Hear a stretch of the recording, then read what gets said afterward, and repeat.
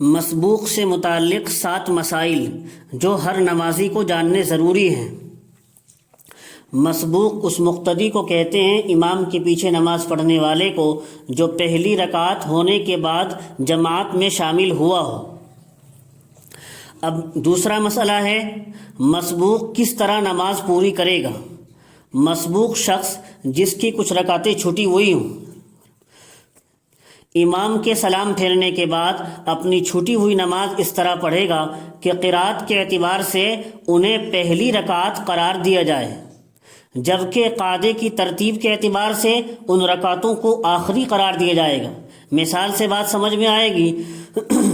اگر کسی شخص کی ظہر میں 3 رکعتیں نکل گئیں مثلا، اور امام کے ساتھ صرف 1 رکعت ملی، تو یہ شخص امام کے سلام کے بعد جب چھٹی ہوئی 3 رکعتیں ادا کرے گا تو ترتیب یہ رہے گی، پہلی رکعت میں سورہ فاتحہ کے بعد سورت ملائے گا، پھر رکوع اور سجدے کے بعد قعدہ کرے گا، اتحیات میں بیٹھے گا، کیونکہ یہاں اس کی 2 رکعتیں پوری ہو گئی ہیں، ایک امام کے ساتھ اور دوسری بعد میں اس نے خود پڑھ لی ہے۔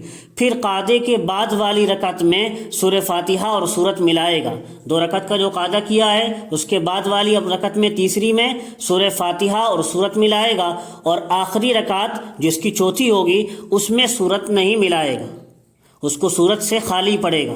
بس خلاصہ یہ ہے، جیسی اس کی رکعتیں چھوٹی تھی ایسی ہی پڑھے گا، جتنی رکعتیں قرات سے خالی چھوٹی تھی وہ قرات سے خالی پڑھے گا، اور جو رکعتیں قرات والی چھوٹی تھی وہ قرات کے ساتھ ہی پڑھے گا۔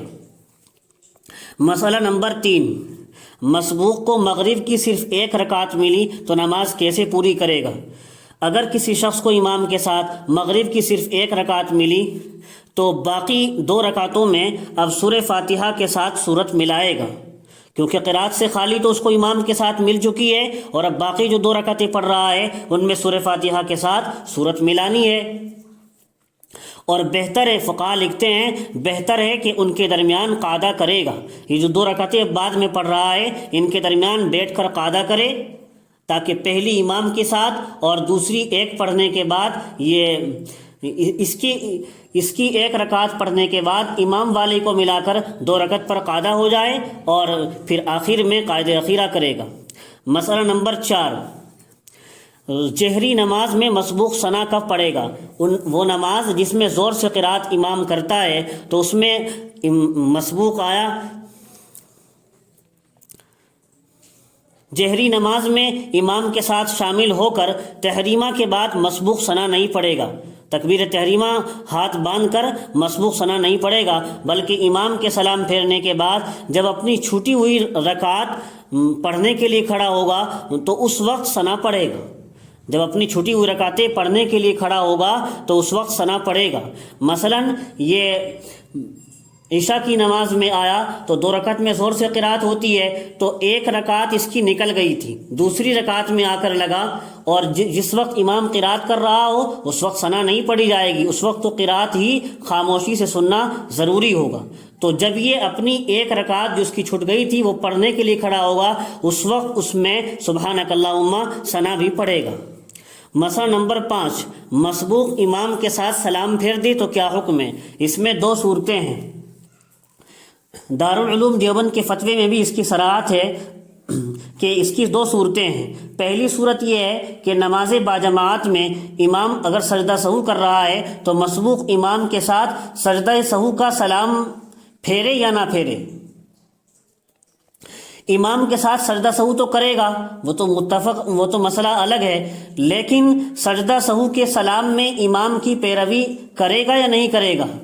سجدہ سہو کے سلام میں امام کی پیروی نہیں کرے گا، سجدہ سہو کا سلام امام کے ساتھ نہیں پھیرے گا، اور اگر مسبوق نے جان بوجھ کر امام کے ساتھ سجدہ سہو کا سلام پھیر دیا تو اس کی نماز فاسد ہو جائے گی، اسے دوبارہ نماز پڑھنی ہوگی۔ اور جان بوجھ کر سلام پھیرنے کا مطلب یہ ہے مسبوق یہ جانتے ہوئے سلام پھیرے کہ ابھی اس کی 1 یا چند رکعتیں باقی ہیں۔ اگر مسبوق نے مسئلہ نہ جاننے کی وجہ سے سلام پھیرا، اس سے بھی نماز فاسد ہوگی۔ یہ بھی جان بوجھ کر سلام پھیرنا ہی ہے، اور مسئلہ نہ جاننا عذر شمار نہ ہوگا۔ اگر مسبوق نے جس کی رکعتیں نکلی ہوئی ہیں امام کے ساتھ سجدہ سہو کا سلام بھول کر پھیرا، یعنی یہ سمجھا کہ میں مسبوق نہیں ہوں، میری نماز مکمل ہو رہی ہے، تو اس میں 3 صورتیں ہیں جو فقہاء نے لکھی ہیں۔ پہلی صورت یہ ہے مسبوق نے بھول کر امام کے السلام کہنے کے بعد السلام کہا اور اس کے بعد یاد آیا بچی ہوئی رکعتیں، تو آخر میں سجدہ سہو کرے گا۔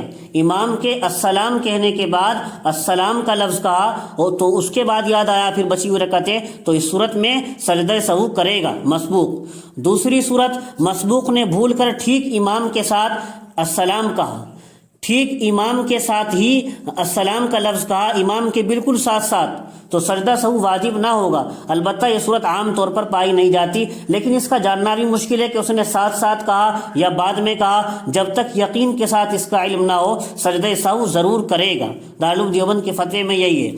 تیسری صورت مسبوق نے بھول کر امام سے پہلے سلام پھیرا، مسبوق نے بھول کر امام سے پہلے سلام پھیر دیا۔ اس کا حکم یہ کہ اس صورت میں مسبوق کی نماز پر کوئی فرق نہیں پڑے گا اور نہ ہی آخر نماز میں اس پر سجدہ سہو واجب ہوگا، لیکن یہ صورت بھی عام طور پر پائی نہیں جاتی کیونکہ کوئی مقتدی امام سے پہلے سلام نہیں پھیرتا۔ 2 صورتوں میں سجدہ سہو واجب ہے جو پہلے بتا دی گئی۔ اور دوسرا مسئلہ ہے اب مسبوق کا کہ وہ امام کے ساتھ آخر والا سلام پھیرے گا یا نہیں۔ یہ مسئلہ تو وہ ہوا کہ مسبوق امام کے ساتھ سجدہ سہو کا سلام پھیرے گا یا نہیں۔ اب دوسرا مسئلہ ہے جو امام سجدہ سہو کرنے کے بعد اب آخر کا سلام پھیر رہا ہے نماز ختم کرنے کا، وہ سلام پھیرے گا یا نہیں؟ جواب یہ ہے کہ سلام نہیں پھیرے گا۔ آخر والا سلام بھی مسبوق امام کے ساتھ نہیں پھیرے گا، اگر پھیر دیا تو اسے اخیر میں سجدہ سہو کرنا پڑے گا، چاہے غلطی سے پھیرا ہو، ایک طرف پھیرا ہو یا دونوں طرف پھیرا ہو۔ ان سب صورتوں میں مسبوق کو اپنی نماز کے آخر میں سجدہ سہو کرنا ہوگا، لیکن اگر جان بوجھ کر سلام پھیر دیا آخر والا تو مسبوق کی نماز بھی فاسد ہو جائے گی۔ اور چھٹا مسئلہ یہ ہے کہ مسبوق سجدہ سہو میں امام کے ساتھ رہے گا۔ یہ مسئلہ اس میں بھی درمیان میں بتا دیا تھا، سجدہ سہو میں امام کے ساتھ رہے گا۔ سجدہ سہو اگر امام کر رہا ہے مسبوق سجدہ سہو تو ضرور کرے گا، حتیٰ کہ اگر مسبوق اپنی نماز پوری کرنے کے لیے بھی کھڑا ہو گیا تھا پھر اسے معلوم ہوا کہ امام پر سجدہ سہو ہے تو اسے واپس لوٹ کر سجدہ سہو میں شامل ہونا چاہیے، ضروری ہوگا۔ مسئلہ نمبر 7، مسبوق کو اپنی نماز پوری کرنے کے لیے کب کھڑا ہونا چاہیے؟ مسبوق کو چاہیے جس کی رکعتیں چھٹی ہوئی ہیں ابھی کہ جب امام دونوں طرف سلام پھیر لے اور اس بات کا اطمینان ہو جائے کہ امام پر سجدہ سہو لازم نہیں ہے تو اب وہ اپنی نماز پوری کرنے کے لیے کھڑا ہو۔